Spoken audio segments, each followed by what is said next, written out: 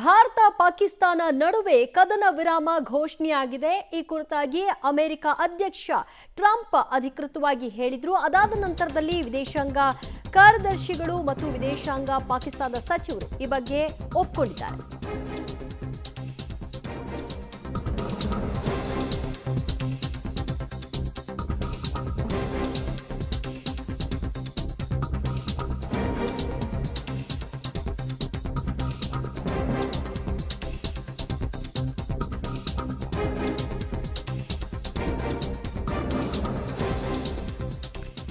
ಯುದ್ಧ ವಿರಾಮಕ್ಕೆ ಪಾಕಿಸ್ತಾನ ಮೊರೆ ಇಟ್ಟಿದ್ಯಾಕೆ? ಅಮೆರಿಕದ ಮಧ್ಯಸ್ಥಿಕೆಗೆ ಪಾಕ್ ಅಡ್ಡ ಬಿದ್ದದ್ಯಾಕೆ? ಭಾರತದ ಅದ್ಯಾವ ದಾಳಿಗೆ ಬೆದರಿ ಹೋಯ್ತು ಪಾಕಿಸ್ತಾನ? ಉದ್ವಿಗ್ನತೆ ಶಮನಕ್ಕೆ ಅಂಗಲಾಚಿದ್ದು ಯಾವ ಕಾರಣಕ್ಕೆ? ಭಾರತದ ಅದೊಂದು ದಾಳಿ ಪಾಕ್ನ ಗಡಗಡ ನಡುಗುವಂತೆ ಮಾಡ್ತಾ ಯುದ್ಧ ವಿರಾಮಕ್ಕೆ ಪಾಕಿಸ್ತಾನ ಮೊರೆ ಇಟ್ಟಿದ್ಯಾಕೆ? ಅಮೆರಿಕ ಬಳಿ ಅಂಗಲಾಚಿದ್ಯಾಕೆ? ಅಮೆರಿಕದ ಮಧ್ಯಸ್ಥಿಕೆಯನ್ನ ಪಾಕಿಸ್ತಾನ ಬಯಸಿದ್ಯಾಕೆ? ಇದಕ್ಕಾಗಿ ಅಡ್ಡ ಬಿದ್ದು ಅಂಗಲಾಚಿದ್ಯಾಕೆ? ಭಾರತದ ಅದ್ಯಾವ ದಾಳಿಯಿಂದಾಗಿ ಬೆವತು ಹೋಗಿದೆ ಪಾಕಿಸ್ತಾನ? ಈಗ ಇನ್ನೂ ಹೀಗೆ ಮುಂದುವರಿತಾ ಹೋದ್ರೆ ಪಾಕಿಸ್ತಾನ ನಿರ್ನಾಮ ಆಗ್ಬಿಡುತ್ತೆ ಅನ್ನುವಂತಹ ಭಯ ಪಾಕಿಸ್ತಾನಕ್ಕೆ ಕಾಡಿದ್ಯಾ? ಅದರ ಸಲುವಾಗಿಯೇ ಈಗ ಹೋಗಿ ಅಮೆರಿಕದ ಜೊತೆ ಭಾರತದ ಜೊತೆಗಿನ ಈ ದಾಳಿಯನ್ನ ಇಲ್ಲಿಗೆ ನಿಲ್ಲಿಸಿ ಅಂತ ಪರಿಪರಿಯಾಗಿ ಬೇಡ್ಕೊಂಡ್ರ. ಪಾಕಿಸ್ತಾನದ 8 ಪ್ರಮುಖ ಸೇನಾ ನೆಲೆ ಉಡೀಸ್. ಭಾರತದ ಮಿಸೈಲ್ ದಾಳಿಗೆ ಮಿಲಿಟರಿ ಬೇಸೆ ಭಸ್ಮವಾಗಿದೆ. ರಫೀಕಿ, ಮುರಿದ್, ಸುರೋಕ್ ಸೇನಾ ನೆಲೆ ನಿರ್ನಾಮವಾಗಿದೆ. ಮುಖ್ಯ ಸೇನಾ ನೆಲೆ ಕಳೆದುಕೊಂಡಿದೆ ಈಗ ಪಾಕಿಸ್ತಾನ. ಪರಿಣಾಮ ಕಂಗಾಲಾಗಿದೆ. ಭಾರತದ ರಣ ದಾಳಿಯ ಪರಿಣಾಮ ಪಾಕಿಸ್ತಾನ ಗಡಗಡ ನಡುಗುವಂತಾಗಿದೆ. ಕದನ ವಿರಾಮ ಸಂಧಾನಕ್ಕೆ ಪಾಕಿಸ್ತಾನ ಮುಂದಾಗಿದ್ದು ಇದೇ ಕಾರಣಕ್ಕ. ಅಮೆರಿಕ ಮಧ್ಯಸ್ಥಿಕೆಗೆ ಅಂಗಲಾಚಿದಂತಹ ಪಾಕಿಸ್ತಾನ, ಅಮೆರಿಕ ರಾಜಿಗೆ ಈಗ ಒಪ್ಪಿದೆ ಭಾರತ ಕೂಡ.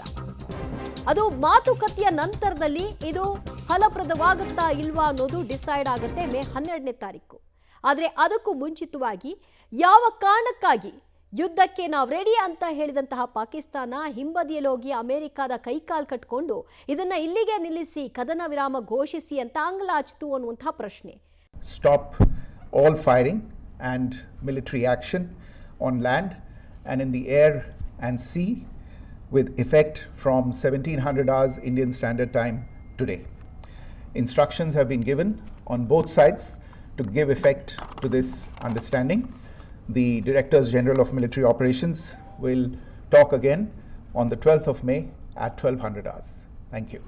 Stop all firing and military action on land and in the air and sea with effect from 1700 hours Indian Standard Time today.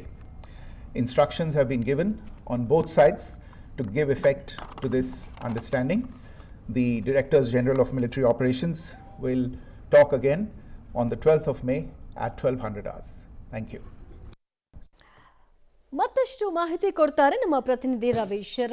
Sindhu ನದಿ ಒಪ್ಪಂದ ಅಮಾನತಿನಲ್ಲಿ ಇಟ್ಟಂತಹ ಸಂದರ್ಭದಲ್ಲಿ ಇದು ಯುದ್ಧದ ಮುನ್ಸೂಚನೆ ಅಂತ ಘೋಷಣೆ ಮಾಡಿದ್ರು. ಅಷ್ಟು ಎದೆಗಾರಿಕೆ ತೋರಿಸಿದವರು ಈಗ ಯಾಕೆ ಕೈಕಾಲು ಕಟ್ಕೊಂಡು ಅಮೆರಿಕ ಬಳಿ ಹೋಗಿ ಬೇಡ್ಕೊಂಡ್ರು? ಯಾಕೆ ಈ ಕದನ ವಿರಾಮ? ದಿವ್ಯಾ, ಖಂಡಿತವಾಗಿಯೂ ಕೂಡ ಪಾಕಿಸ್ತಾನ ಎಲ್ಲೋ ಒಂದು ಕಡೆ ಭಾರತದ ಮೇಲೆ ಒಂದು ರೀತಿಯಲ್ಲಿ ಡ್ರೋನ್ ದಾಳಿಯನ್ನು ನಡೆಸಿ ಒಂದು ಎದುರಿಸ್ಬೋದು ಅಂತ ಅಂದ್ಕೊಂಡಿತ್ತೇನೋ.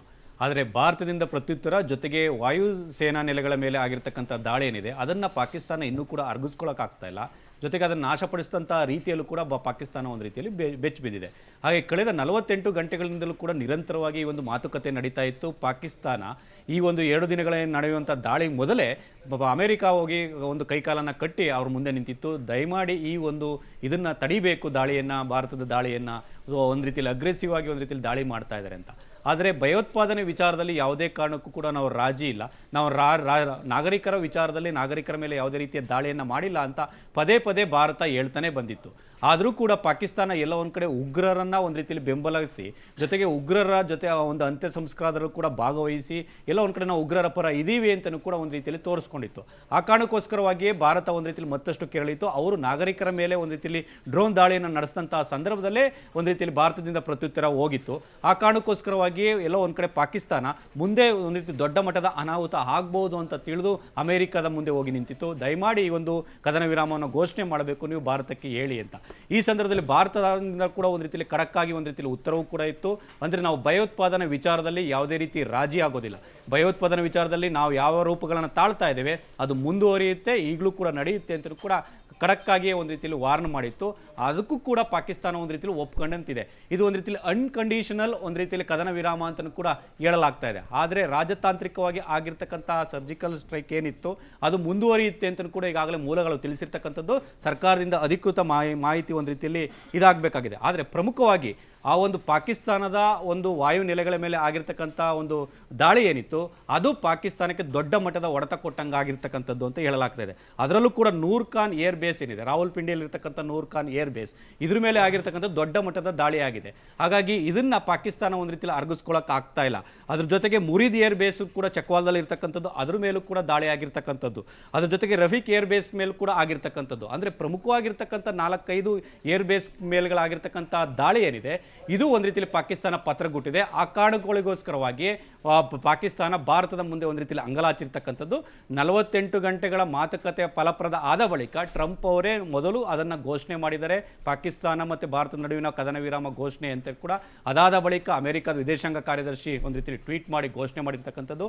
ಅಂದರೆ ಆ ಒಂದು ಪಾಕಿಸ್ತಾನದ ಪ್ರಧಾನಿ ಜೊತೆಗೆ ನರೇಂದ್ರ ಮೋದಿ ಅವರು ಇಲ್ಲಿ ಅವರುಗಳ ಜೊತೆ ಕೂಡ ನಾವು ಮಾತುಕತೆಯನ್ನು ನಿರಂತರವಾಗಿ ನಡೆಸಿದ್ದೇವೆ.